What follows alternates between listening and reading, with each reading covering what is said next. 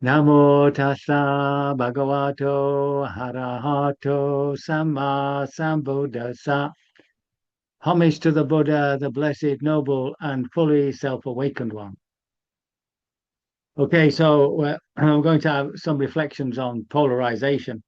I've been on the old chat GTP, of course, and a couple of YouTubes, but I'm trying to get it within the sort of Dharma of the Buddha.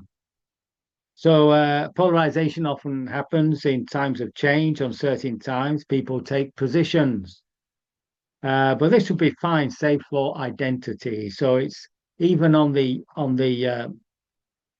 bit that I researched, identity seems to be the primary cause for this polarization, or the sort of foundation of it, you might say. Of course, that's at the root of suffering, according to the not self doctrine of the Buddha. Each party thinks of itself as morally superior, hence more virtuous, more intelligent, and of course, more patriotic. This is the working of the self that thrives on comparison, not on the various definitions of, say, what virtue might be, but personalizing and criticizing the person. Hence the three conceits: I'm better, worse than you, and the more subtle conceit: I'm equal. The last one is what supports group identity. You find your companions, and that group now compares itself with other groups. That's how it works.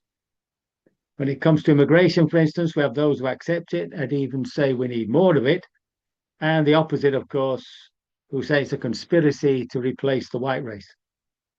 So these people see each other as existential threats because they've personalized it. So disagreements are no longer about policy, just about the way, who you are. So now we as Dhammikas, so a Dhammika was the original way that the followers of the Buddha referred to themselves, followers of the true law. So we need to be aware when we're identifying with a group and not lose the objective perspective which enables us to criticize their stance on any particular topic. For instance, if there's a general agreement in the group that immigration has gone too far, especially since COVID, then we also need to know that there are changes happening in the European Convention of Human Rights, which also protect our own freedoms. Anyway, this leads to hardening of positions, moralizing of areas such as public health, climate crisis, and wealth. They become moral absolutes such that any compromise is experienced as betrayal. Because of the distortion of conceit, such positions fail to see that interconnectedness, interrelatedness, interdependence that we talk about. So, for instance, withdrawing aid, international aid, in other words, not sharing our wealth, leads to greater poverty. So it should not be a surprise that the numbers grow of people wanting to escape that very poverty and destitution. This fact that richer countries are reducing aid also tells us about this neoliberal order and its economic system has allowed the market to rule without any social responsibility and follows the dictum, greed is good. The system has produced such uncertainty that more and more people are feeling their jobs are insecure, causing anxiety about loss of status and wealth. So such unhealthy and unwholesome mental states drive people to believe anyone who say they've got the answer. All these fears around such areas as loss of work, rising cost of living, immigration, climate are all coupled with the growing despair that normal institutions are incapable of bettering the situation. So this leads to a loss of confidence in political parties, unions, religious organizations, other civic institutions that once were able to mediate and bring needed change. But it's no wonder that people start to join mass movements emotionally manipulated by demagogues and led by populists to deceive them into believing that they are working for the common good. What has made everything exponentially worse, of course, is social media. From the heady days when it was believed the internet would bring a harmonious world community, we're descending into a worldwide verbal brawl. At the moment, it's words, but it soon could become violent action. So witness the storming of the Capitol by mega devotees. So the algorithms, the way they actually are, feed on our natural bent for threat and opposition, rather than having algorithms that help us to welcome and cooperate. They herd people in what's called epistemic silos, which sounds very, very good. Isolated groups of like-minded people that go on to intensify the situation, even to the point of conspiracies. So this, of course, has actually happened many times in history, leading to civil wars. Europe's been full of civil wars. Anyway, such an occasion happened in our little tiny village of Whitegrit. A neighbour working for the Shropshire Council in England to bring more wealth to the area won a grant. I think it was £1 million, actually, from the lottery fund. A local eco-warrior saw this as a danger to turning the area into a holiday resort. There were meetings and finally a confrontation with the lottery fund grant receiver. Young men used foul language, happily stamped out by a retired magistrate. And eventually everything calmed down. In the meantime, an email was sent full of expletives, calling on resistance. Frankly, the whole fracas was beyond pathetic. To this day, I haven't seen any change and still wonder what happened to the money. But all the markers were there. Moral outrage. What right of the Shropshire Council to do this to us? We're in Powys, Wales. Simplified narrative, it's going to ruin the area. Conspiracy theories, what else is the council going to do? And group validation. I was told the meeting at the pub went very well. It's a wonder they didn't turn up to the meeting armed with picks, shovels and trowels, the local population being farmers and retired well-to-do. But what stays with me is the amount of anger that it generated. Quite weird. The consequences of these silos is that they are groups that create realities that cannot exist with other realities. That's the problem with conspiracies. This is also a consequence of the postmodernism that questioned objective truth, declaring we all have our own realities, hence all is relative. So we move to post-truth and, of course, outright lying. Now, the Buddha taught the whole of the spiritual life was good companionship. We're interdependent beings. And, of course, the obverse is also true. A den of thieves. Good companionship, inverted commas, is also necessary to invent false narratives and conspiracies. The disturbing fact is that feedback loops intensify, since thoughts feed on thoughts, emotions on emotions, and with ready backing from social media. And the rewards of finding such friends, the feeling of safety, emotional support, and ideological fantasizing. Now, the Buddha tells us about this inner process very clearly, and how it very clearly produces proliferation. The Pali word is papancha, which I particularly like, a lot of papancha. Sense consciousness arises from the base of the eye, ear, nose, tongue, body, and the mind, heart, and it's dependent on those senses. So when you have an object and a sense base and consciousness, that's what he calls contact. Contact is a requirement for feeling. What we feel, we perceive. What we perceive, we think about. What we think about, we proliferate. What we proliferate is the source of which judgments driven by proliferating perceptions beset a person. And this occurs on all the senses.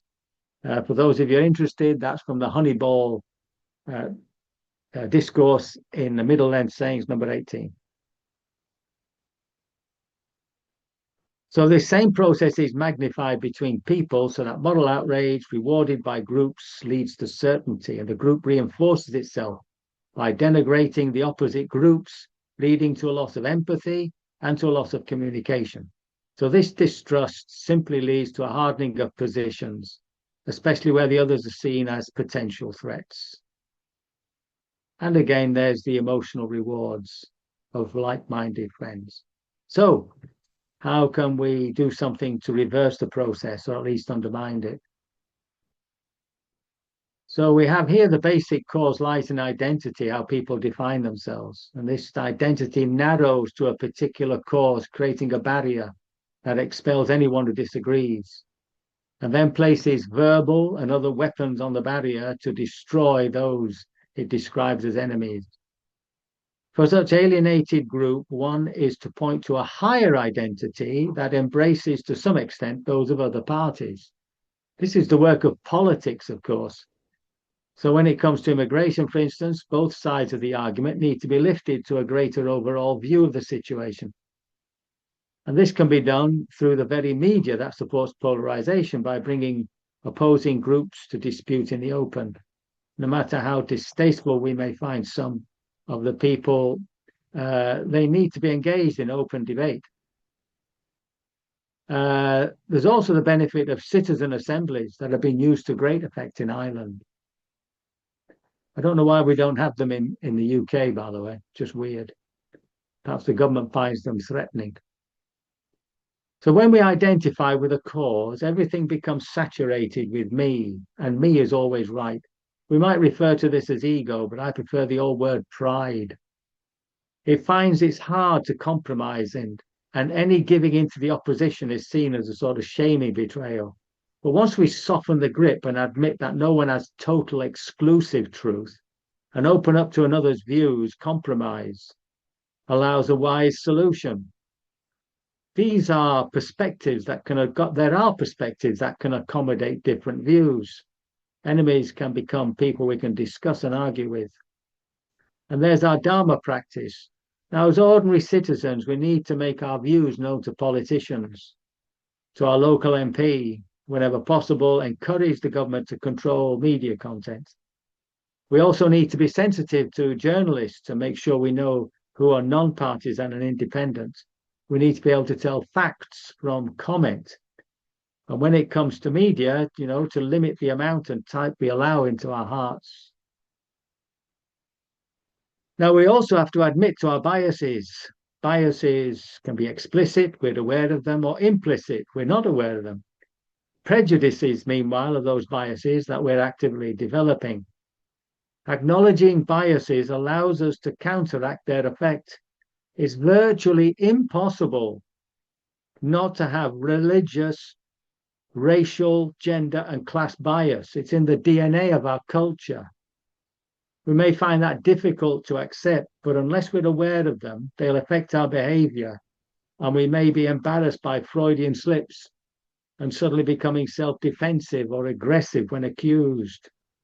So practicing metta is not just a contemplative practice, but approaching people or media we are strongly against with a heart that is open to understanding where they come from. And it would really help to find a discussion group online, better in person, where we can bring up, which are set to bring people of differing views into dialogue with each other. This leads us to realizing that it is destructive to shame other people. Like, for instance, saying they're ignorant. This happened after the Brexit referendum. And there's no point in showering people with facts if they don't trust us. The wisest thing is to follow the Buddha's own approach, which was to understand the other's position and questioning it before launching into our own views and opinions. So polarization isn't something new. It can lead to civil wars. It's done in many countries in the past. And it's our task to be sure that we're not fueling this malignancy that has the danger of metastasizing into a general conflict that's of no benefit to anybody. So what do we do when a racist, sexist, religious, gender, or any other bias thought comes into the mind? We might find ourselves feeling guilty and push the thought away without really accepting it. So that conditioning has not been allowed to manifest and continues to fester. If we allow the bias to manifest in our minds and hearts, then we can begin to undermine it. First, there's the acceptance. This is a bias in my heart. And once accepted, we can recognize it as unwholesome. Now, usually because it arises because we've seen or heard someone whom the bias hates. So we can bring that person to mind, see the situation from their point of view. We can apologize to them as an active drama practice within ourselves. And then we can hold the person in a caring embrace. You can't hate and care at the same time. Sometimes you have to be creative with this process of undermining biases. If we're sitting in meditation and we get one of these biases coming up, you might find it just as useful to just sit with the aversion, just the feeling of the aversion. And what we're doing, we're just allowing that bad energy to exhaust itself. And then if we stay to the very end, when that feeling of aversion comes to an end, we stay to the point where it disappears, you might experience it transforming into the opposite. So you might suddenly find your heart full of love or peacefulness or some other positive state. Nothing's lost in allowing these negative states to come up and pass away. They're always changing towards their opposites. This we find in the right attitude of the Eightfold Path, which is stated as going from greed to generosity, hatred to love, and cruelty to compassion. It happens naturally in the meditation, as long as we allow the heart to have full freedom to express itself. Very good. I can only hope my words have been of some assistance, that they have not caused confusion. Write to me if it does, by the way. And that by your practice, you will be liberated from all suffering sooner rather than later. Yes, if you've got any comments, yeah, do get it. Do email me. Yeah, I'd like to hear.